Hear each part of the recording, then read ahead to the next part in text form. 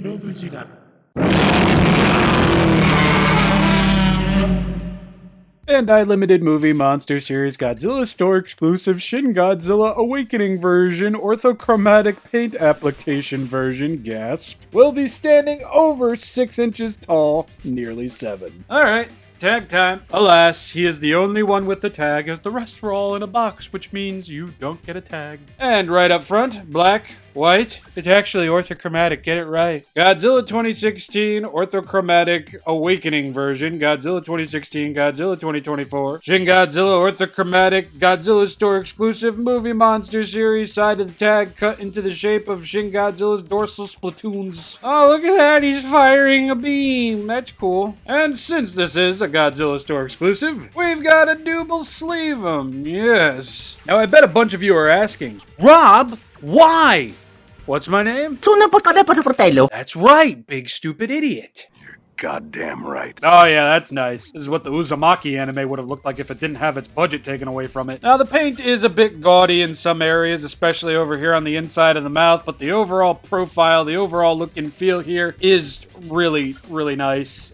There's a nice mixture of that duller gray paint and piercing white, almost metallic looking paint on the inside of the mouth here. It's honestly really, really cool. And like I said in the other video, it's so cool that I wish there was more of this on the figure at large. Amazing how they nailed it here and kind of dropped the ball where it mattered the most. And taking a look at Shin Goji's neck over here, you can see exactly what I'm talking about already. Over here is, okay-ish. It's not the best, but the further down you travel, the messier and less consistent it gets. But I guess the details are nice. Moving into the titty area, we are going to get paint here. I know it's very hard to see, but it is a lighter color of gray, and it does do a decent enough job of highlighting certain areas, and ironically enough, it looks like they did a cleaner job with this than they did with the pure white on the orthochromatic box set version. Don't worry, we'll get into it as we do. The only downside being it really doesn't have much of presence from far away, but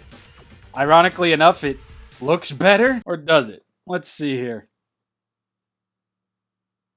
Never mind. The same thing's going to be going on with the thighs and shins moving into the toes. I really do wish they just went with a different color. This, it's almost impossible to tell. You can definitely see it over here on the knees and shins of Shin Godzilla, but it almost looks like is dusty, kinda, or not fully painted, but it is what it is. Here we got some orthochromatic toes and some more orthochromatic toes. Now, believe it or not, unlike the boxed version, all of the spikes are going to be painted white. And so is the tip of the tail, which on the original version isn't exactly white, it's more so gray. But, whew, that looks cool. I was almost gonna say nice, but I mean, it's not bad. I definitely wouldn't say it's bad. Are you fucking kidding me? Oh my god. Okay, so I had some paint rub off on my own finger. Face is still somewhat noticeable. Got a big gap in black paint over here, which might have been intentional. But for the most part, the detail is illuminated, and I do very much enjoy these decently painted nubs with the white and everything. Honestly, it makes more sense on this version than on the standard version, but yeah.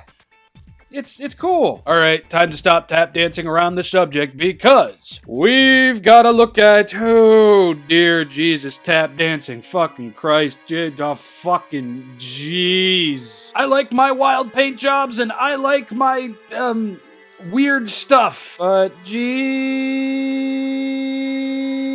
Christ. I was gonna say this was the better looking side, but look at this guy right here. Looks like there used to be white paint there and it just chipped off and fell off in the box. And I checked the box, no such thing happened. But I guess if I could say anything, I do like that the dorsal fins are black and then they have the white paint on top of it, and they're all consistently topped off with gray paint. It's not that they're unpainted, it just, this white paint drastically needed to be a bit better looking, I do feel. I mean, come on. His back do be nice and spotty with the white paint and the black base color of the vinyl. I don't really mind that. It's just, if you're gonna introduce chaos, at least have some order to the chaos. This is just Not only is it non-refundable, but Jesus Christ. We've got a brown, gluish looking color covering some of these.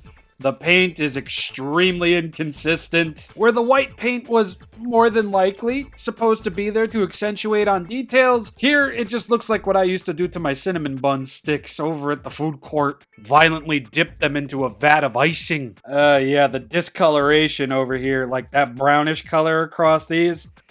Yeah, no. Ulull, it's even over here too. I only noticed when I looked at the other side. But this side is definitely better, I guess. Creds that you painted this little nubby back here. The teeth are going to be that very bland looking gray that is present on the membranes and the inside of the mouth, and the eyes are going to be stark white. And still, the best paint application is going on in here with the dark gray and the very shiny looking white paint at the center. Now, I'm not going to sit here and call all of this neat and worthy, but this definitely looks a lot better than all of that.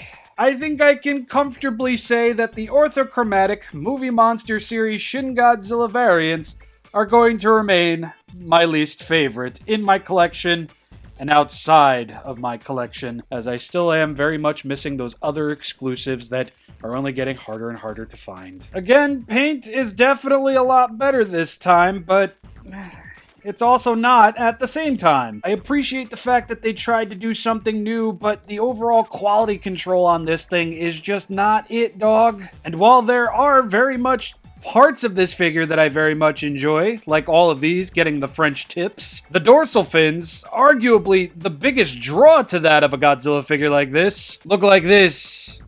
And even in my Shin Godzilla loving design ass having self, it's not something that I can give a pass in any way, shape, or form.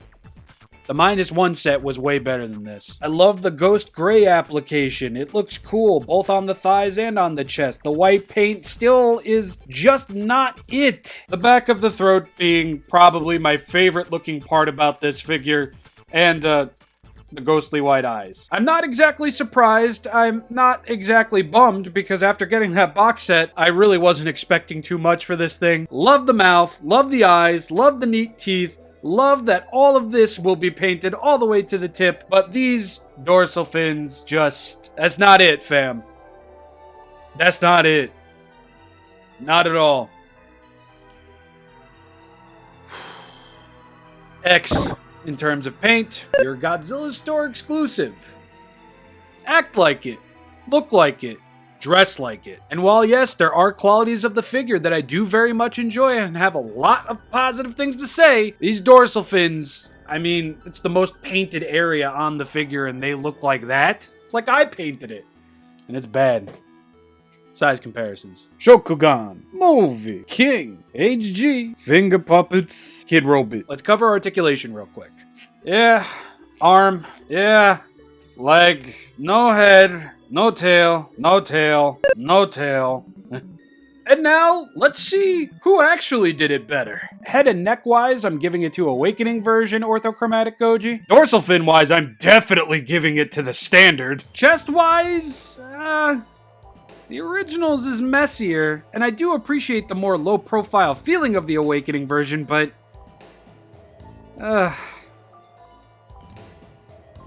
yeah, I'll give it to the original. Leg-wise, they're both mostly the same. I mean, the original's got that one, fail swoop on his thigh, so I'll give it to Awakening. Tail-wise, while the original has the dots, they stop there. And the tip does a good enough job of everything. It actually highlights the face a bit better. But this is much, much, much, much brighter and cooler looking. But then again, Ortho Awakening did have that paint rub off, but that felt and looked more like excess paint being rubbed off than actual paint being rubbed off, so... you know what? I might have to give it to the original. More paint highlighting the face on the OG. But seriously, look at the dorsal fin game. Oh my god. I understand one is a somewhat powered down, lit up version, and the other is not, but...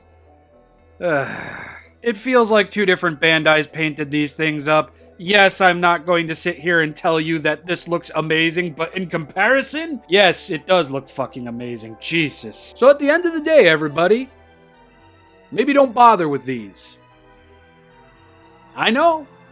It's weird hearing that from me, and it's Shin Godzilla, but I can't recommend the box set, both for the price that I paid for it, which was $60 before shipping, or the price that it's going for on the US Godzilla store. Yeah, this is only $30 on the US Godzilla store, but even then, I think there's other things that are $30 on that site that are worth it way more than this. This was an absolute miss on Bandai's part, and I hope if they decide to do another Shin Godzilla variant for whatever they could possibly think of next, they look at these as examples of what not to do. I've been ShinRobjira. See you all next time. And by next time, I mean Halloween night, this Thursday. SH Monster Art's special color version, King Ghidorah. It's getting premiered. First time this year, I think. See you then. Peace.